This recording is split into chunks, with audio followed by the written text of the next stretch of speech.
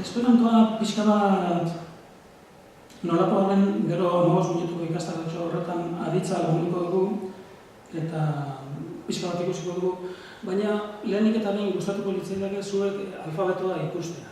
Izan ere hizkuntza nazionalek eta imperialistek gauza txarrik baldin badute segurazki alfabetoa izango da, idazkera hobeto esan da.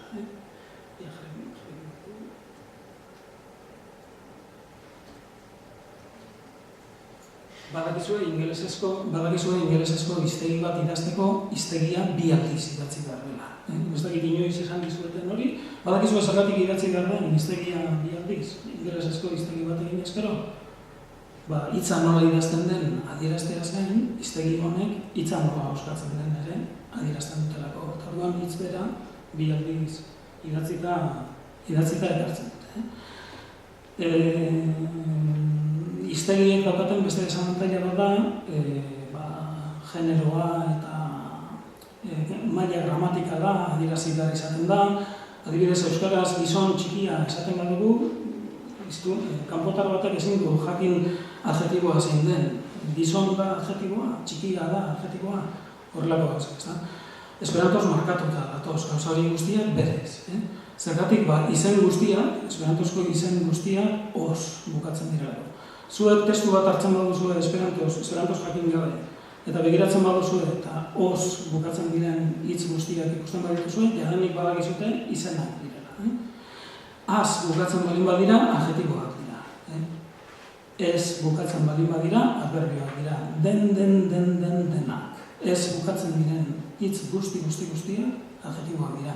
Az bukatzen diren guztiak, ez adverbioak, az adjetiboak, os izena, us subjuntiboa eta agintera, eta zein faltazaigu, i bokalaren bidez aditza, infinitiboa, bukatzen da. Aditz guztiak esperantoz, iz bukatzen dira. Ikusi, entzun, hitzegin, esperantoz, bili, haudi, paroli, denak iz bukatzen dira.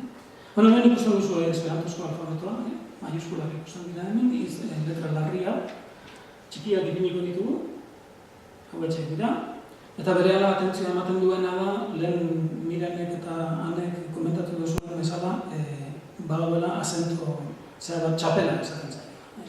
Ikusten duzue, C letraren gainean, C txapelduna dagoela, G letraren gainean, G txapelduna dago, H letraren gainean, edo ondoan, H txapelduna, eta barra. Esperantoak noski, bestela txakusa bat izango litzateke, esperantoak hitzak esaten diren bezala idazten ditu, eta hitzak idazten diren bezala irakurtzen dira. G letrak beti emango du G-a euskeraz bezala, ga, de, gi, go, gu izango da beti letra horren soinua. Eta azentua azken aurreko silaban ipini behar da, beraz horrekin azentu bereziki txarrik gabe hitz egin daiteke esperantoz. Z eta Z txapelduna ikusten dituzue, Z letrari euskerazko TS soinua dagokio, txo esaten da esperantoz, Z letra, eta ondoan ikusten duzuen Z txapelduna gure T isa da, txe da, esperantoz esan da txo. G esaten da, eta txapelduna J da. Batzuek J hori auskatzeko zailtasuna izaten dute, orduan aholkua izaten da ingelesezko Cambridge bezala, J hori horrela auskatzen dela esperantoz. Ondokoa frantsesei etzaile bat ere gustatzen, frantses esperantistei, eta hori da esperantoz jakina idazten denak bere soinua du, orduan H-a idazten bada, jo soinua du esperantoak. Adibidez, espainola esateko esperantoz hispana esaten da. Eta ez da esaten hispana, eta ez da esaten hispana, baizik eta hispana. Eta H txapelduna gipuzkeraz jo esaten duguna da, jauna, jakin, euskara batuan ondo esan nahi izan ezkero, eta nik gomendatzen dut gainera jauna eta jakin esaten direnak, baina guk giputxok jota esaten dugu kasu horietan, eta asko zabaldu dugu Euskal Herrian soinu hori, niretzat pena da, hori, fenomeno hori horrela da. Jota ikusten duzu, jota joa oskatzen da, jota, bezala. Eta jota txapelduna jo da, jo. Frantsesezko joli bezala, edo euskeraz badokagu soinu hori, xiberueraz, eta Bizkaiko zenbait herritan, kostaldean batez ere, joan esateko jun esaten dute. Jun naz eta torre naz. Jun hori, esperantozko jota hori da, edo xiberuerazkoa. Eta ese txapelduna dauzkagu, esea euskeraz bezala da, so esaten da, eta ese txapelduna gure isa da, so. Eta horrela dira, txikiz eta garriz. Eta ordua bat, edo, 5 minututxo geratzen zaizkigu.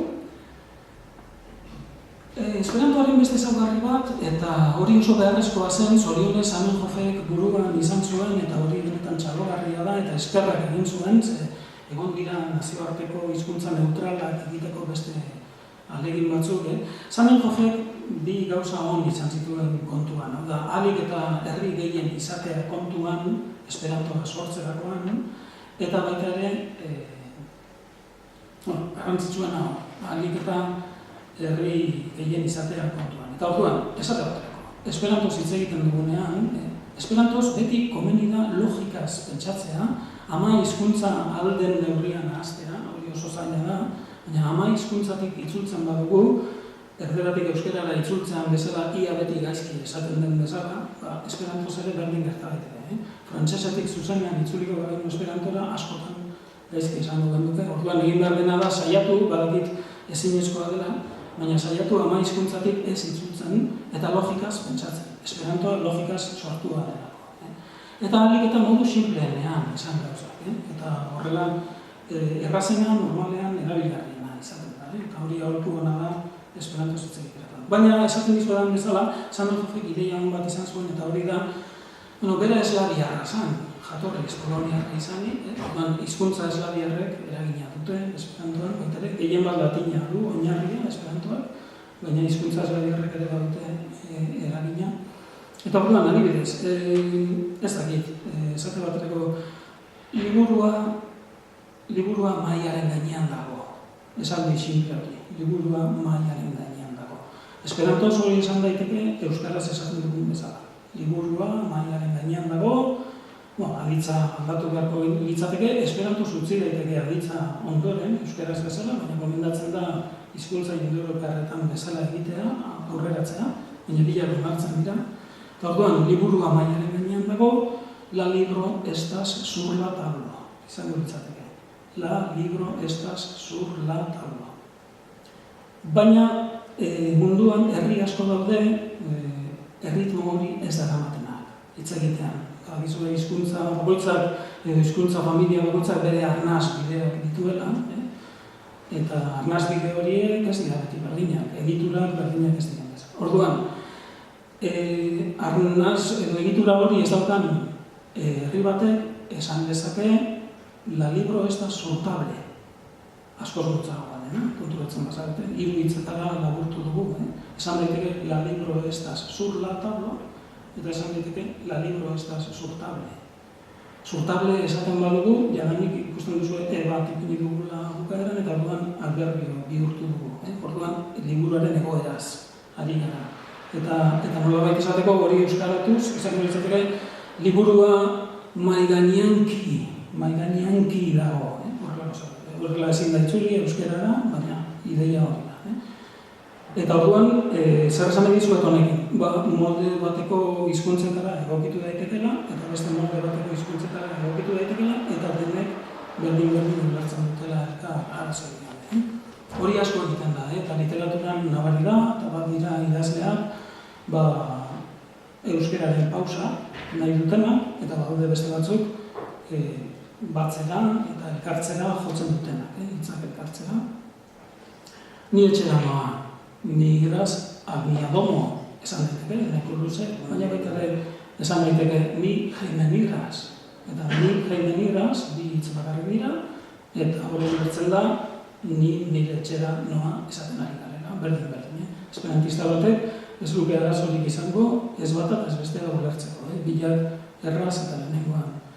Orduan hori garrantzitsua da, eta zorionez Zamenhofek kontuan izan zuen. Eta bukatzeko esan nahi dizuet, Zamenhofek kontuan izan zuen beste gauza bat, astu dintzait, katxiz. Horrentxeak bat egin dizuen eta astu dintzait. Berdin dio, burura etortzen zaidanean aipatu bat zuet. Behar galderen txanda. Ez dakit dagoeneko galderaren bat duzuen, ziur oso ekarpen mamitxoak izan ditugulako, beraz beti bezala, antxatu esku eta ni joan natzai zuen mikrofonarekin, eta zuen galderen zen. Bai, barkatu, lehenengo galdera etorri zuen. Zamenhofek garrantzizko gauza egin zuen, beti esaten da esperantoa hizkuntza artifiziala dela. Eta horrek esperantoari kalte handia egin dio.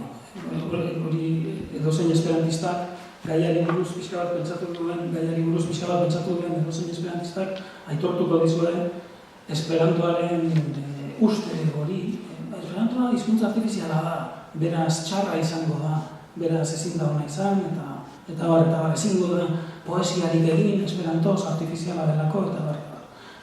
Esan beharra dago esperantoa artifiziala dela landu den neurrian, baina hizkuntza naturaletan oinarrituta dagoela. Esperantoaren oinarria hizkuntza biziak dira. Gertatzen dena da, erraza izateko hizkuntza biziak dauzkaten zaitasunak kendu zituela, aditz irregularrak, edo salbuespenak, eta bar, kendu zituen, eta orduan hizkuntza naturaletan oinarrituta egin zuen. Badaude beste hizkuntza batzuk nazioarterako nahi izan zirenak,